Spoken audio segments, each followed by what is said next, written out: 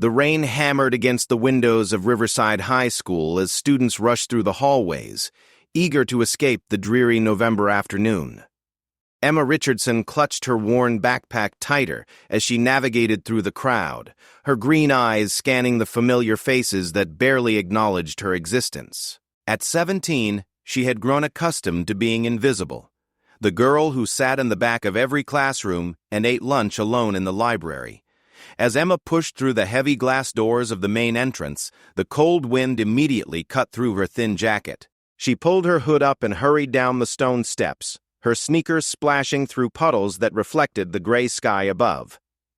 Most students had already been picked up by their parents or had caught the school bus, leaving the campus eerily quiet except for the sound of rain beating against concrete. It was then that she saw him. Huddled against the side wall of the gymnasium, partially hidden behind a large dumpster, was a boy she didn't recognize. He couldn't have been more than 15, with dark hair plastered to his forehead from the rain and clothes that looked like they hadn't been changed in days. His thin frame shook violently as he tried to shield himself from the downpour, his pale hands wrapped around his knees as he rocked back and forth. Emma stopped walking and stared. She watched as several other students passed by, some glancing at the boy with disgust, others with complete indifference. A group of popular kids from her English class actually laughed and pointed, making crude jokes about the homeless freak as they climbed into their expensive cars. Not one person stopped to help. Her heart clenched as she remembered her own experiences of being ignored, of feeling invisible and unwanted. But this was different. This boy wasn't just being socially overlooked. He was genuinely in trouble, possibly even in danger. Emma looked around the nearly empty parking lot, then back at the shivering figure. Every logical part of her brain told her to keep walking, to mind her own business like everyone else. She was already late for her part-time job at the local bookstore, and her manager, Mrs. Chen, had warned her about punctuality. Besides, what could she possibly do to help? She was just Emma Richardson, the girl nobody noticed, but as another violent shiver racked the boy's small frame, she found her feet moving toward him before she had consciously made the decision. "Hey!" she called out softly, not wanting to startle him. "Are you okay?" The boy's head snapped up, revealing striking blue eyes that seemed almost otherworldly against his pale skin. There was fear in those eyes, but also something else, a kind of ancient sadness that seemed far too mature for someone so young. "Please," he whispered, his voice barely audible over the rain. "Don't call anyone. I'll leave if you want me to." Emma shook her head quickly. "No, I'm not going to make you leave. You're soaked through. How long have you been out here?" The boy's eyes darted nervously around the parking lot before settling back on her face. "Since yesterday morning," he admitted. "Maybe longer. Time gets confused when you're—" He trailed off, as if he had been about to reveal something he shouldn't. Without hesitation, Emma shrugged off her jacket and held it out to him. "Here, take this. It's not much, but it's dry." The boy stared at the jacket as if it were a foreign object. "Why?" he asked, his voice full of genuine confusion. "Why would you help me? Everyone else just walks away." Emma crouched down to his eye level, ignoring the fact that her jeans were getting soaked from the puddle she was kneeling in. "Because nobody should have to sit out here alone in the rain," she said simply. "What's your name?" For a moment the boy hesitated. Then, so quietly she almost didn't hear him, he said, Daniel Morgan." "I'm Emma," she replied with a small smile. "Daniel, do you have anywhere to go? Any family or friends who are looking for you?" Daniel's expression darkened, and he shook his head. "No family. And the people who are looking for me, they're not friends." Something in his tone sent a chill down Emma's spine that had nothing to do with the rain. "Are you in some kind of trouble? Do you need me to call the police?" "No." Daniel's reaction was immediate and panicked. "Please, no police. They wouldn't understand. They couldn't help even if they wanted to." Emma studied his face, noting the genuine terror in his eyes. Whatever Daniel was running from, it was serious enough to keep him on the streets in this weather rather than seek official help. "Okay," she said finally. No police. But you can't stay out here. You'll get hypothermia. She paused, weighing her options. Her mother worked double shifts at the hospital and wouldn't be home until late. Look, I know we just met, but my house isn't far from here. You could get warm, maybe have something to eat. Daniel stared at her as if she had just offered him the moon. You would do that? For a stranger? Sometimes strangers are just friends we haven't met yet, Emma replied, though she wasn't entirely sure she believed her own words. There was something about Daniel that both drew her in and set off warning bells in her mind. But the alternative, leaving him out here to freeze, was unthinkable. After what felt like an eternity, Daniel slowly reached out and accepted her jacket. As his fingers brushed against hers, Emma felt a shock of cold that seemed to go deeper than skin, chilling her to the very bone. For just a moment, she could have sworn his eyes flashed a different color, something between gold and silver, but when she blinked, they were blue again. Thank you, Daniel whispered, and the gratitude in his voice was so profound it made Emma's chest tight. She helped him to his feet, noting how light he felt, as if he were made of hollow bones. Come on, she said, trying to keep her voice steady despite the strange unease growing in her stomach. Let's get you somewhere warm. As they walked through the empty parking lot together, Emma couldn't shake the feeling that she had just made a decision that would change everything. She glanced sideways at Daniel, who was clutching her jacket around his thin shoulders like armor, and wondered what she was getting herself into. The rain continued to fall as they made their way down Maple Street toward Emma's small two-story house. Daniel walked close beside her, close enough that she could feel the unnatural coldness radiating from his skin even through the wet air. Several times, she caught him glancing nervously at the shadows between buildings, as if expecting something to emerge from them. Daniel, she said as they turned onto her street, what exactly are you running from? He was quiet for so long that Emma thought he wasn't going to answer. Then, just as they reached her front porch, he spoke in a voice so low she had to strain to hear it. Things that shouldn't exist, he said. Things that hunt in the dark and feed on fear. Emma fumbled with her house keys, trying to process his cryptic response. That sounds like something from a horror movie, she said, attempting to lighten the mood. Daniel's laugh was bitter and humorless. I wish it were that simple. Inside the house, Emma immediately turned up the thermostat and hurried to get Daniel some dry clothes.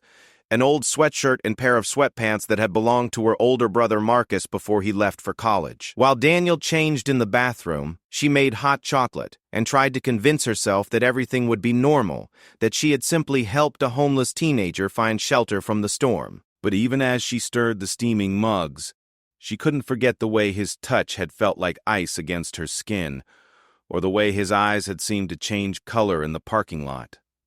Most unsettling of all was the way the house itself seemed to have grown colder since his arrival, as if his very presence was drawing warmth from the air. When Daniel emerged from the bathroom wearing Marcus's oversized clothes, he looked more human but somehow even more fragile. The sweatshirt hung off his thin frame, and the color had barely returned to his cheeks despite being inside for nearly 20 minutes. Better? Emma asked, handing him a mug of hot chocolate. Daniel wrapped his fingers around the warm ceramic and nodded. Much better. I can't remember the last time someone was kind to me. They sat together on the couch in Emma's living room, the silence broken only by the sound of rain against the windows and the occasional rumble of thunder. Emma found herself studying Daniel's profile as he stared into his mug, noting the sharp angles of his cheekbones and the way his dark hair fell across his forehead. You're not from around here, are you? She asked. No, Daniel replied. I've been traveling for a while, moving from place to place, trying to stay ahead of. He paused and shook his head. It doesn't matter. What matters is that you helped me when no one else would. Emma set down her mug and turned to face him fully. Daniel, I need to ask you something, and I need you to be honest with me. Are you in danger? Is someone going to come looking for you here? For a moment, fear flickered across Daniel's features. Then he met her eyes with a steady gaze that seemed far too mature for his young face. "Yes," he said simply. "They will come. They always do. But not tonight. Tonight, for the first time in months, I feel safe." Emma's heart raced. "Who are they? What do they want with you?" Daniel was quiet for a long time, seeming to weigh his words carefully. Finally, he spoke in a voice barely above a whisper. "There are things in this world that most people never see, Emma. Ancient things that exist in the spaces between light and shadow. Some call them monsters. Others call them myths. But they're real, and they've been hunting me since I was 12 years old." Emma's rational mind wanted to dismiss his words as the delusions of a traumatized teenager. But something in his eyes, something in the way the temperature seemed to drop whenever he spoke about these mysterious hunters, made her believe him. "Why?" she asked. "Why are they hunting you?" Daniel looked down at his hands, which Emma noticed were still pale and cold-looking, despite the warm drink and dry clothes. "Because of what I am," he said so quietly she almost didn't hear him. "Because of what I'm becoming." Before Emma could ask what he meant, a sound from outside made them both freeze. It was subtle at first, the soft crunch of footsteps on wet gravel. But it was definitely getting closer to the house. Daniel's entire body went rigid, and the mug slipped from his fingers, shattering on the hardwood floor. His eyes, which had been blue just moments before, now glowed with an eerie silver light.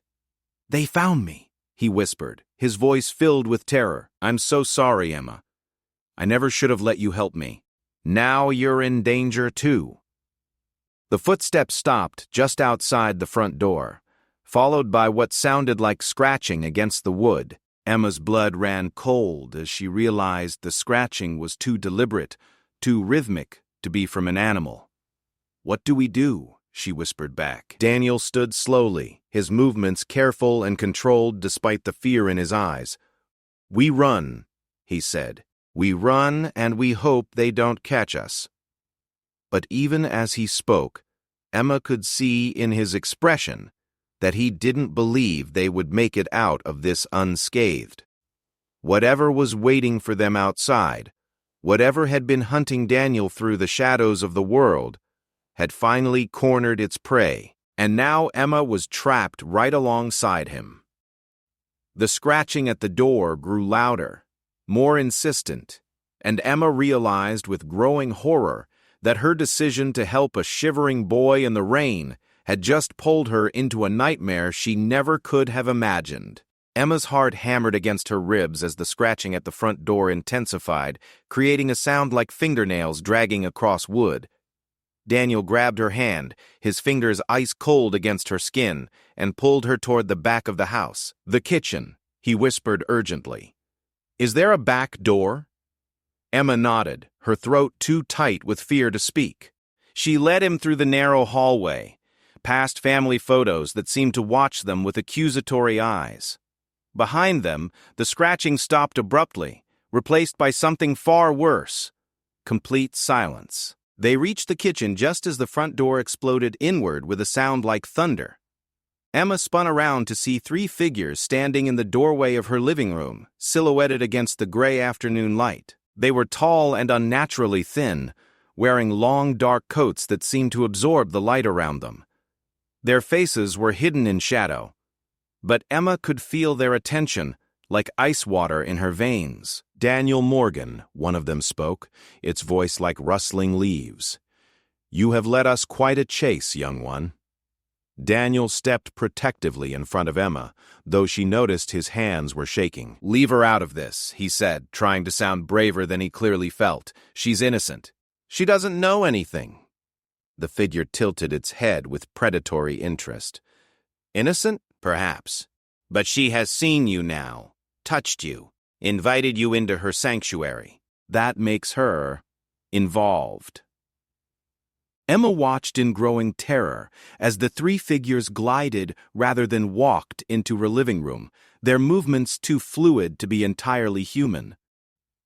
As they drew closer, she could make out more details: pale skin that seemed to glow with its own light, eyes that reflected the dim interior lighting like an animal's, and smiles that revealed teeth far too sharp for any human mouth. "What are they?" Emma whispered to Daniel. "Vampires," Daniel replied, his voice barely audible. "But not the kind from movies. These are the old ones, the pure ones. They don't just feed on blood, they feed on life itself." The lead vampire laughed, a sound like breaking glass. "How precious. The boy has found himself a protector. Tell me, little girl, do you truly understand what you've sheltered under your roof?" Emma's mind reeled. Vampires. The word felt impossible, even as she stared at the creatures in her living room, even as every instinct screamed at her to run. But she couldn't run. Not when Daniel was standing between her and these things. Not when he was clearly terrified but still trying to protect her. "I understand that he was cold and scared and needed help," she said, surprised by the steadiness in her own voice. "I understand that 3 grown things chasing a teenager through the rain makes them the monsters, not him." The vampire's expression shifted, showing what might have been amusement. "Brave words. But you misunderstand the situation entirely. We are not the hunters here. We are the shepherds. And young Daniel is a wolf who has wandered far from his pack." "That's not true," Daniel said fiercely. "You know what you did to my family. You know why I had to run." "Your family chose their path," the vampire replied coldly, "just as you will choose yours. The transformation cannot be stopped forever, Daniel. Already we can smell it on you. The change, the hunger. How long has it been since you've fed properly? Since you've embraced what you truly are?" Emma felt Daniel's hand tighten around hers, and she noticed that his skin was growing colder by the minute. "What transformation?" she asked, though part of her already dreaded the answer. Daniel's shoulders slumped in defeat. "I'm like them, Emma. Not fully, not yet, but I will be. My whole family was turned when I was 12. My parents, my sister Sarah. The vampires said it was an honor that we had been chosen to join their ranks. But I ran before the change could be completed." Emma stared at him in shock. "You're becoming a vampire?" "The process takes years for someone so young," the lead vampire explained with clinical detachment. "But it cannot be stopped. The boy has been fighting his nature, denying himself the sustenance he needs, but eventually the hunger will win. It always does." As if summoned by the vampire's words, Daniel suddenly doubled over in pain. His face contorted in agony, and when he looked up at Emma, she saw that his eyes were no longer blue or silver. They were glowing red with an inner fire. "I'm sorry," Daniel gasped. "I tried to fight it. I tried to stay human for as long as I could." Emma watched in horrified fascination as Daniel's canine teeth elongated into sharp points. His skin, already pale, became almost translucent, and she could see dark veins spreading across his neck and face like ink in water. But even as his appearance changed, even as the evidence of his inhuman nature became undeniable, Emma found herself stepping closer to him rather than away. "I don't care what you're becoming," she said firmly, ignoring the gasps from the vampires. "You're still the boy who was shivering in the rain. You're still the person who tried to protect me from them." The lead vampire hissed in displeasure. "Foolish child, do you not understand? He will drain you dry before the night is over. The hunger is taking hold now. There is no fighting it." Daniel's head snapped up, and for a moment Emma saw nothing human in his expression, only predatory hunger and desperate need. His gaze fixed on her neck, on the pulse point where her blood flowed closest to the surface. She could see him struggling against instincts that were rapidly overtaking his conscious mind. "Emma," he said through gritted teeth, "you need to run. Please, I don't want to hurt you, but I don't know how much longer I can control this." Instead of running, Emma did something that surprised everyone in the room, including herself. She stepped forward and took Daniel's face in her hands, forcing him to meet her eyes. "Then don't fight it alone," she said. "If you need blood, take some of mine. But you don't have to become like them. You can choose to be different." The vampires laughed in unison, the sound like wind through a graveyard. "Impossible," one of them said. "The hunger cannot be satisfied with mere sips. He will drain her completely, and then he will join us as he was always meant to." But something unexpected happened. As Emma held Daniel's face in her hands, as she offered herself willingly rather than as prey, a change came over him. The red glow in his eyes softened to gold, and though his fangs remained extended, his expression became more human, more controlled. "I won't take everything," he whispered to her. "I won't become them." Emma nodded, tilting her head to expose her neck. "I trust you." Daniel hesitated for only a moment before carefully placing his mouth against her throat. The bite was sharp but brief, and Emma felt a strange warmth spread through her body rather than the cold drain she had expected. Daniel took only what he needed, pulling back after mere seconds with Emma's blood on his lips. The change in him was immediate and dramatic. His skin regained some color, his movements became more fluid and confident, and the desperate hunger that had been consuming him seemed to settle into something more manageable. The vampires, meanwhile, appeared genuinely shocked. "Impossible," the leader repeated. "No fledgling has ever shown such control during their first true feeding." "Maybe because no fledgling has ever had someone offer themselves freely," Emma said, still feeling dizzy but oddly exhilarated. "Maybe the difference isn't in what you are, but in how you choose to use what you are." Daniel wiped the blood from his mouth and stood straighter, and Emma could see that something fundamental had changed in him. He was still clearly not human, but he retained his humanity in a way that the three creatures in her living room had obviously lost long ago.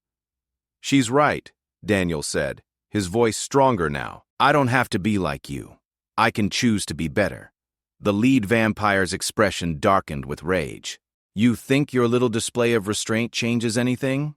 You think one willing meal will sustain you? The hunger will return, stronger than before, and when it does, you will kill her and everyone else you encounter. It is inevitable." "No," a new voice said from behind them, deep and commanding with an authority that made the air itself seem to vibrate. "It is not inevitable." Everyone in the room turned toward the sound, and Emma's breath caught in her throat.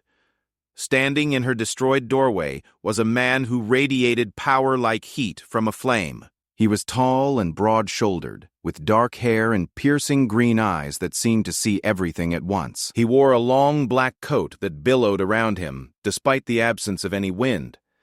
And when he smiled, Emma could see fangs that put the other vampires to shame.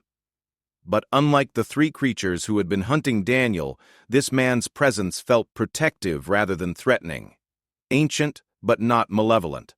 "Marcus Nightborn," the lead vampire breathed, and Emma could hear actual fear in its voice. "You have no authority here." The man Marcus stepped into the room with predatory grace, and the three vampires immediately backed away. "I have authority wherever I choose to claim it," he said calmly. "And I have been watching this situation with great interest." Emma felt Daniel tense beside her. "Who is he?" she whispered. "The Vampire King," Daniel replied, his voice filled with awe and terror in equal measure. "The oldest and most powerful of our kind. Legend says he's been alive for over 2,000 years. Marcus's gaze shifted to Daniel and Emma, and his expression softened almost imperceptibly. "Daniel Morgan," he said, "you have surprised me. In all my centuries, I have never seen a new vampire show such remarkable control during their first feeding. And you, Emma Richardson, have shown extraordinary courage in the face of the impossible." "How do you know my name?" "I know many things," Marcus replied. "I know that you chose compassion over safety when you found Daniel in the rain. I know that you offered your life to help him control his transformation. And I know that the 3 hunters who broke into your home tonight have violated several of our most sacred laws." The 3 vampires shifted nervously, but the leader tried to maintain his authority. We were simply collecting a runaway fledgling, as is our right under the old laws. The old laws, Marcus said, his voice dropping to a dangerous whisper, specify that fledglings who demonstrate unusual control and moral restraint are to be brought before the council for evaluation, not hunted like common prey. You have exceeded your authority and endangered humans in the process. With movements too fast for Emma to follow, Marcus was suddenly standing between Daniel and the three hunters. The temperature in the room dropped noticeably, and frost began forming on the windows. You have two choices, Marcus said to the hunters. Leave now and report to the council for judgment, or face me directly. Choose quickly, my patience has limits. The three vampires looked at each other, clearly weighing their options. Finally, the leader spoke through gritted teeth. This is not over, Nightborn. The boy will fall to his nature eventually, and when he does, we will be there to collect him. Perhaps, Marcus replied, but not tonight. The hunters dissolved into shadow and mist, flowing out through the broken door like smoke. Within seconds they were gone, leaving only the lingering scent of decay and the memory of their glowing eyes. Emma slumped against the kitchen counter, finally allowing herself to feel the full weight of what had just happened. This is insane, she muttered. This whole thing is completely insane. Marcus turned to her with what might have been sympathy. I imagine it must seem that way, but you have been thrust into a world that exists alongside your own, Emma. A world of shadows and ancient powers that most humans never glimpse. And now I'm part of it, Emma said, more a statement than a question. Now you are connected to it, Marcus corrected, through your bond with Daniel. Whether you choose to remain part of it will depend on decisions yet to be made. Daniel moved closer to Emma, and she could see the uncertainty in his eyes. What happens now? He asked Marcus. I can't keep running forever, and I won't put Emma in danger again. Marcus studied them both with those ancient green eyes, seeming to weigh possibilities that Emma couldn't even begin to imagine. Now, he said finally, we discuss your future. Both of your futures. Because, Emma Richardson, whether you realize it or not, you have just become one of the most important humans in the supernatural world. Emma stared at him in confusion. What do you mean? You have done something that should be impossible, Marcus explained. You have formed a bond with a vampire during his transformation that has fundamentally changed the nature of that transformation. Daniel is not becoming the kind of monster that his hunters expected. He is becoming something new, something that has never existed before. Emma looked at Daniel, seeing him with new eyes. What is he becoming? Marcus smiled, and for the first time since his arrival, the expression seemed genuinely warm. Something that could change everything, he said. A vampire who retains his humanity not through willpower alone, but through genuine connection to human compassion, a bridge between our worlds. As if to emphasize his words, Emma noticed that Daniel's appearance had continued to change. While he still possessed the pale skin and sharp canines of a vampire, there was something fundamentally different about his presence. He radiated warmth rather than cold, protection rather than menace. But the transformation is not complete, Marcus continued. And there will be others who seek to stop it, to force Daniel back into the traditional vampire mold. The three who were here tonight were just the beginning. Emma felt a chill that had nothing to do with the supernatural cold that still lingered in her house. So what do? You learn, Marcus said simply. You learn about our world, about the dangers that exist within it, and about the power that lies in the bond you two have formed. And then you decide whether you're willing to fight for something that has never existed before. Emma looked at Daniel, at the boy she had found shivering in the rain, who had turned out to be something far more complicated and dangerous than she could have imagined. But underneath all the supernatural elements, underneath the fangs and the blood and the ancient powers at play, she could still see the frightened teenager who had thanked her for a simple act of kindness. I'm willing, she said, surprised by her own certainty. Whatever this is, whatever we're up against, I'm willing to fight for it." Daniel's smile was radiant with relief and gratitude. "Thank you," he said, "for everything, for saving me in ways I didn't even know I needed to be saved." Marcus nodded approvingly. "Then we have much work to do. But first, we need to secure this location and begin your education. The supernatural world is vast and complex, and you will need to understand it if you hope to survive in it."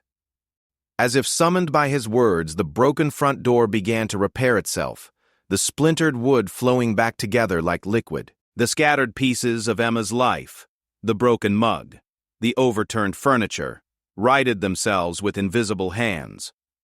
"Magic," Marcus explained at Emma's amazed expression. "One of many tools you will need to learn about." Emma watched the impossible repairs taking place around her and realized that her life had just taken a turn into territory she never could have imagined. She was no longer just Emma Richardson, the invisible girl from Riverside High School.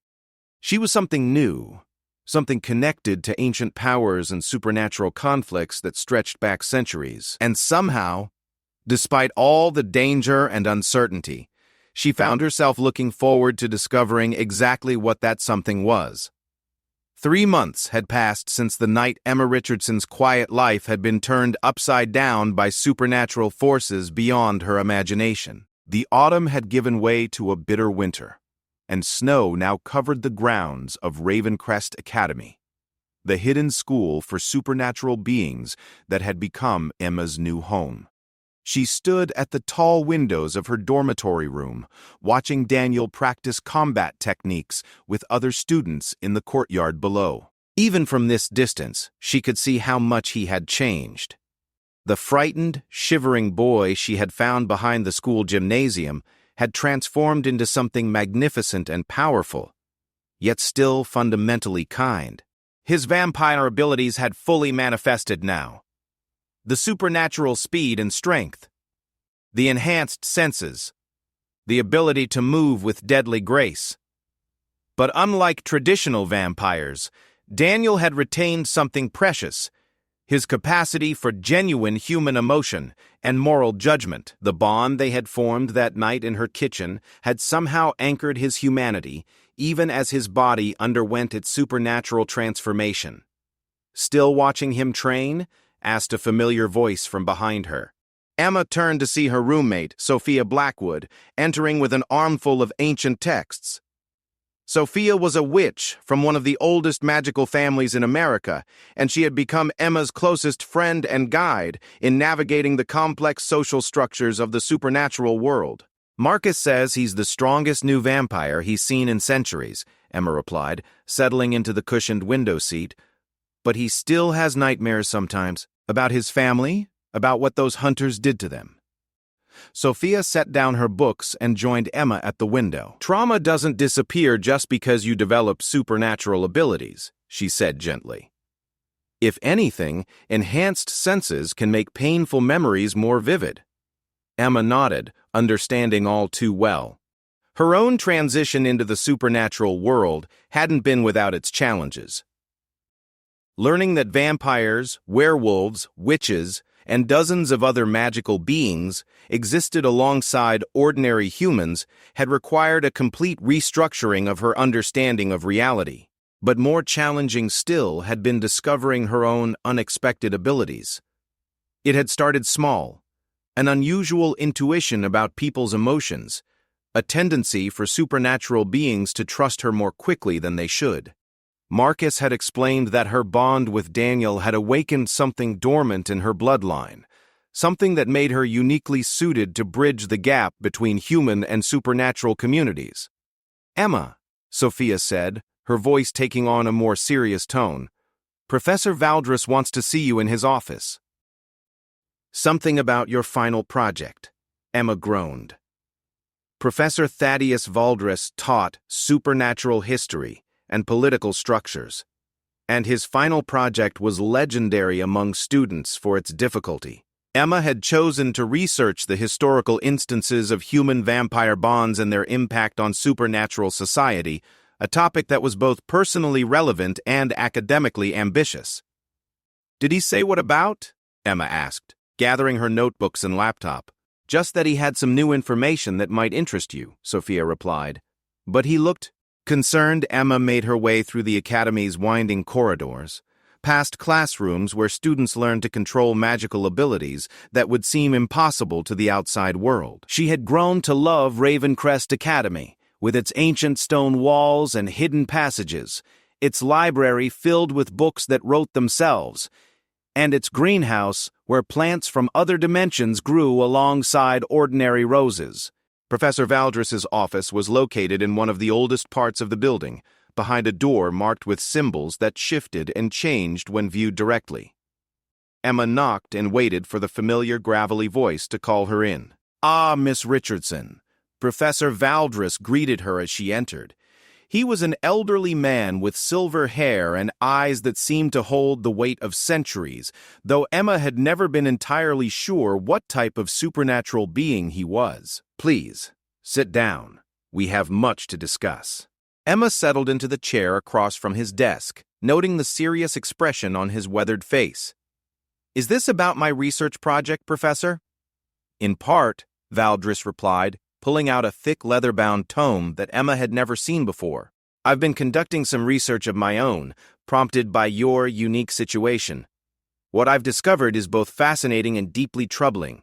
He opened the book to a page covered with intricate diagrams and text written in what looked like several different languages. Throughout supernatural history, there have been only 7 documented cases of successful human-vampire bonds. In each case, the bonded vampire demonstrated abilities far beyond those of their traditionally turned counterparts. Emma leaned forward, intrigued despite her growing sense of unease. What kind of abilities? Enhanced strength and speed, certainly. But more importantly, they developed what we might call empathic vampirism, the ability to feed on emotions and psychic energy rather than requiring blood for survival. They became living bridges between the human and vampire worlds, capable of understanding and communicating with both. Emma thought about Daniel, about how he had been able to sustain himself on increasingly small amounts of blood, supplemented by what seemed to be emotional connections with the people around him. "That sounds like what's happening with Daniel." "Indeed," Valdres said grimly. "Which brings us to the troubling part of this history. In 6 of the 7 cases, both the vampire and their human bond were eventually destroyed by those who viewed their existence as a threat to the established order." A chill ran down Emma's spine. Destroyed how? Various methods. Sometimes by vampire councils who saw bonded vampires as abominations that threatened traditional feeding structures. Sometimes by human authorities who discovered the supernatural world and viewed the bonded pairs as the greatest threat. But in every case, there were those who could not tolerate the existence of beings who transcended the boundaries between human and vampire. Emma's hands clenched in her lap. "And the 7th case?" Professor Valdres's expression grew even more grave. "The 7th case simply disappeared, vanished from all records around 1847. No one knows what happened to them, whether they were destroyed like the others, or whether they found some way to escape the cycle of persecution." "Professor," Emma said quietly, "are you telling me that Daniel and I are in danger?" "I'm telling you that your very existence challenges fundamental assumptions about the nature of vampirism that some beings have held for millennia," Valdres replied, "and that, historically, such challenges have not been tolerated." As if summoned by their conversation, a soft knock came at the office door. Professor Valdres called for the visitor to enter, and Marcus Nightborn stepped into the room. The Vampire King's usual composed demeanor seemed strained, and Emma immediately sensed that something was wrong. "Marcus." Professor Valdres greeted him. "I was just explaining to Miss Richardson the historical context of her situation." "Then you'll understand why I bring urgent news," Marcus said, his green eyes fixed on Emma with an intensity that made her heart race. "The European Council has issued a formal decree. They're sending a delegation to investigate the anomalous vampire and determine whether he poses a threat to supernatural stability. Emma's blood ran cold. They're coming here? To the academy? They arrive tomorrow, Marcus confirmed. Led by Counselor Dmitry Volkov, one of the most traditional and ruthless vampires in existence, he was personally involved in the destruction of at least 3 of the historical bonded pairs that Professor Valdris mentioned. What does that mean for Daniel and Emma? Professor Valdris asked. Marcus's expression was grim. It means they'll likely recommend immediate separation of the bond and Daniel's placement under direct council supervision. If Emma resists or if Daniel shows any sign of the enhanced abilities we've observed, they may recommend more permanent solutions. Emma stood abruptly, her chair scraping against the stone floor. They want to kill us. They want to eliminate what they see as a threat to the natural order, Marcus corrected. Which, yes, could very well mean killing you both if they determine that the bond cannot be safely broken. Emma's mind raced. After everything she and Daniel had been through, after all the progress he had made in controlling his abilities while retaining his humanity, it seemed impossible that it could all be stripped away by some ancient council's fear of change. There has to be something we can do, she said. Some way to prove that Daniel isn't a threat, that what we have is beneficial rather than dangerous. Professor Valdris and Marcus exchanged a meaningful look. There might be, the professor said slowly, but it would require you to do something that no bonded human has ever attempted before. What? Emma asked immediately. The bond between you and Daniel is still developing, Marcus explained. It has given Daniel abilities beyond those of traditional vampires, but it hasn't reached its full potential. If you were willing to deepen the connection, to fully embrace the supernatural transformation that your bloodline makes possible. You're talking about me becoming something other than human, Emma realized. Not vampire, Professor Valdris clarified quickly. Something entirely new. A being who exists fully in both worlds, who could serve as living proof that cooperation between humans and supernatural entities is not only possible, but beneficial. Emma sank back into her chair, overwhelmed by the magnitude of what they were suggesting. What would that mean? What would I become? We don't know exactly, Marcus admitted. But based on the historical records and the changes we've already observed in both you and Daniel, we believe you would become something that has never existed before. A true bridge between worlds, with abilities that would make you invaluable to both human and supernatural communities. Emma thought about Daniel, about the boy she had found shivering in the rain, who had become so much more than either of them had ever imagined.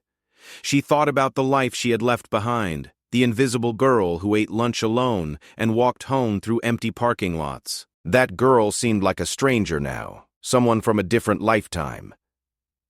If I do this, she said carefully, if I agree to this transformation, what happens to Daniel? What happens to us?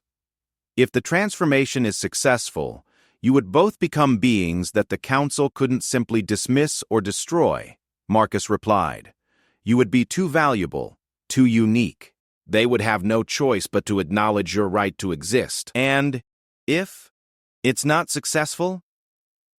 The silence that followed her question was answer enough. Emma closed her eyes and tried to imagine her life without Daniel, without the supernatural world that had given her purpose and belonging for the first time. Then she imagined Daniel being taken away by the council, forced back into the mold of a traditional vampire, losing everything that made him special. When do we do it? She asked, opening her eyes to meet Marcus's surprised gaze. Emma, he said carefully, you should take time to consider this decision. Once the transformation begins, there's no going back. I've been considering it for months, Emma replied, and she realized it was true.